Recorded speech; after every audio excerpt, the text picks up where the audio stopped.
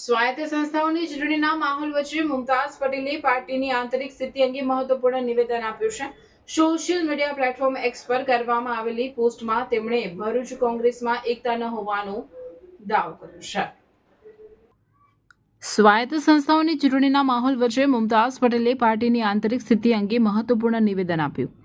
Social media platform x પર કરવામાં આવેલી પોસ્ટમાં તેમણે ભરૂચ કોંગ્રેસમાં એકતા ન હોવાનો મુદ્દો ઉઠાવ્યો। મુમતાઝ પટેલે લખ્યું છે કે તેમને પ્રચાર માટે આમંત્રિત કરવામાં આવ્યા છે, પરંતુ પાર્ટીમાં એકજૂથતા ન હોવાને કારણે તે પ્રચારનો કોઈ અર્થ નથી।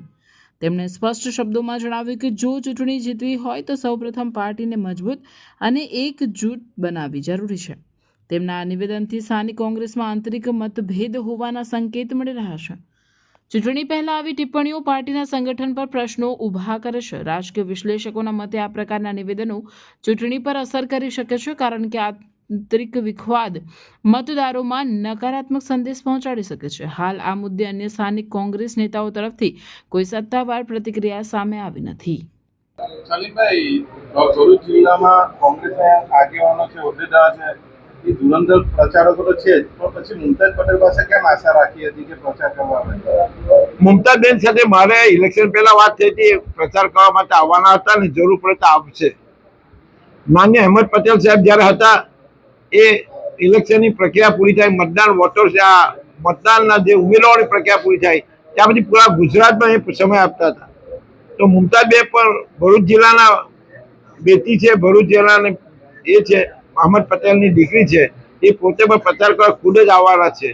એમાં આશા રાખવાનો પ્રશ્ન નથી, એમની ફરજ પર છે, અમારી ફરજ છે કે અમે પ્રચારમાં બોલાવીએ, એટલે આવવાના છે। જે રીતે એમને જે વાત સ્ટેટમેન્ટ કર્યું છે એ બાબતે મારી એમની સાથે વાત થઈ નથી, એ બાબતે એમની સાથે વાત કરવાનો છું। એમને તો ચોખ્ખી ના પાડી દીધી છે કે હું નહીં આવું, કોંગ્રેસના અંદર જે ડખા પડ્યા છે એના કારણે ના નથી પાડી। તમે વાંચો બરાબર, એમને એવું પાડ્યું કે પહેલા તમે બધા એક સરખા થાવ પછી હું આવું। એટલે સામાન્ય રીતે ઇલેક્શન પ્રક્રિયામાં ઉમેદવારોની ટિકિટ વહેંચણીમાં આવા નાના મોટા વિવાદો પૂરા ગુજરાતમાં ભારતીય જનતા પાર્ટીમાં હોય છે, કોંગ્રેસમાં હોય છે, અન્ય પાર્ટીમાં હોય છે। એટલે આ જે પ્રક્રિયા છે, આ જે પ્રક્રિયા છે સામાન્ય છે, એ બાબતે અમે મુમતાઝબેન સાથે ખુલાસો કરીને કેમ્પેનિંગમાં અમે બોલાવીશું।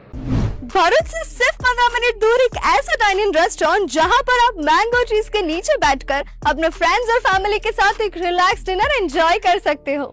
वेलकम टू अगस्त्या रिसोर्ट, जहां पर अब ओपन हो चुका है एक fine dining restaurant, that too with farm season plates का authentic taste, open area, greenery और पीसफुल एंड कोजी वाइब के साथ डाइनिंग एक्सपीरियंस। कैजुअल लंच हो, इवनिंग डिनर हो या फिर get together, corporate meeting, birthday party या किटी पार्टीज, यहाँ सब कुछ अरेंज हो जाएगा with perfect ambience and delicious food. इसी के साथ यहाँ अवेलेबल है 4 premium AC rooms with all amenities, swimming pool, jacuzzi, pickleball court, cricket play area, projector और म्यूजिक सिस्टम, यानी फ्रेंड्स और फैमिली के साथ आउटिंग्स के लिए एक कंप्लीट डेस्टिनेशन। तो ऐसे कोजी एम्बियंस, ग्रीनरी वाइब्स और डिलीशियस फूड का एक्सपीरियंस लेने आप कब आ रहे हो? Book your outing only with Agastya resort, Nabipur Jhanor road, Bharuch.